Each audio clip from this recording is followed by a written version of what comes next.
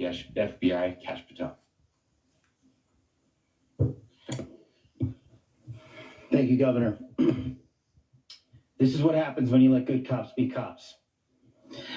The FBI and our partners are proud to stand here today together to bring justice to the family of Charlie Kirk and honor his memory. I want to express my deep gratitude to President Trump, the Vice President, and the entire White House who have been so incredibly supportive with both resources and just personally to the FBI as a team. They had our backs the entire way, and I just want to express my gratitude for giving us the resources we need to operate in this space to bring this sort of justice at this sort of speed. In 33 hours, we have made historic progress for Charlie. Governor Cox, our partnership has been absolutely incredible these last few days. Our partnership will endure. Your state and local partners, your sheriffs, your DPS community, in 33 hours, we have made historic progress for Charlie. Governor Cox, our partnership has been absolutely incredible these last few days. Our partnership will endure. Your state and local partners, your sheriffs, your DPS community has been unbelievably impressive in the hardest of times. And a case like this cannot be solved, cannot be brought without partnering with your state and local authorities. I also want to give a special thanks to the Attorney General and the Department of Justice. Their unwavering support and their commitment to justice is shown true here. And without AG Bondi and Deputy Attorney General Todd Blanche and the resources they brought to bear, we would not have been able to complete our mission. And I just want to say special thanks. It's an honor to be a part of the Department of Justice. Thank you again to our incredible law enforcement team who has worked so hard. Sheriff, I got a solid 90 minutes last night, so I'm probably the most well-rested person up here to share a few more thoughts about where we are and how we got here and maybe a little bit of where we go from here. I don't want to get too preachy, but I think it's important that we, with eyes wide open, understand what's happening in our country today. I've heard people say, well, why are we so invested in this? There's violence happening all across our country, and violence is tragic everywhere. And every life taken is a child of God who deserves our love and respect and dignity.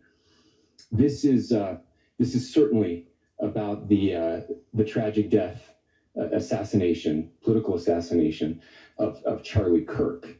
But it is also much bigger than an attack on an individual. It is an attack on all of us.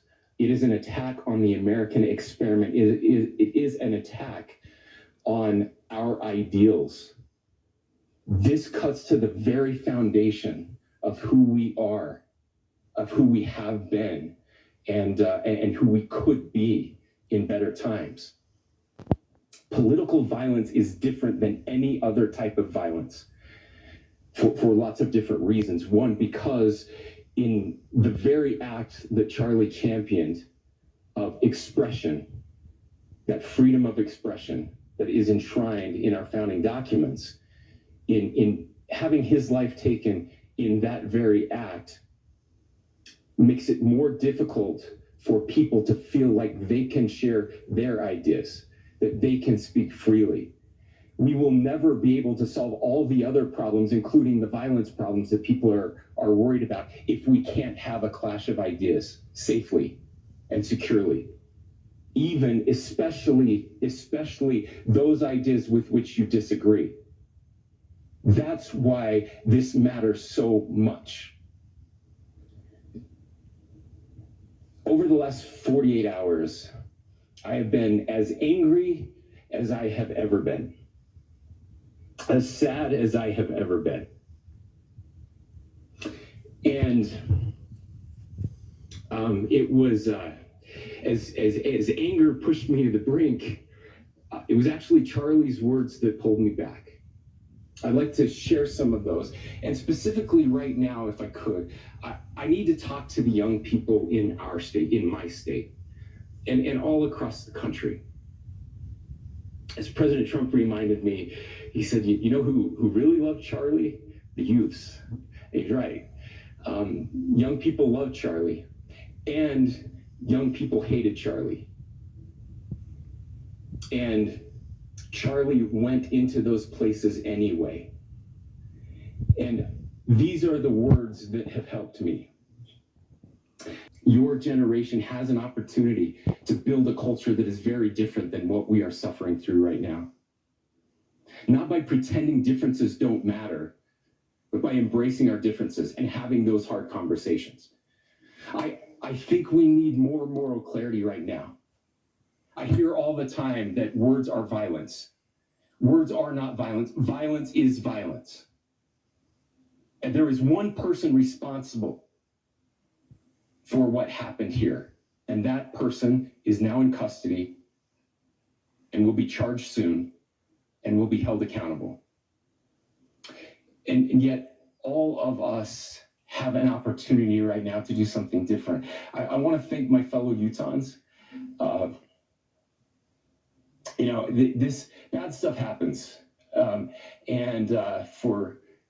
For 33 hours, this bad stuff happens. For 33 hours, this bad stuff happens. For 33 hours, I was praying that if this had to happen here, that it wouldn't be one of us, that somebody drove from another state, somebody came from another country. Sadly, that prayer was not answered the way I had hoped for, just because I thought it would make it easier on us if we could just say, hey, we don't do that here. And indeed, Utah is a special place. We lead the nation in charitable giving. We lead the nation in service every year. But it did happen here. And it was one of us.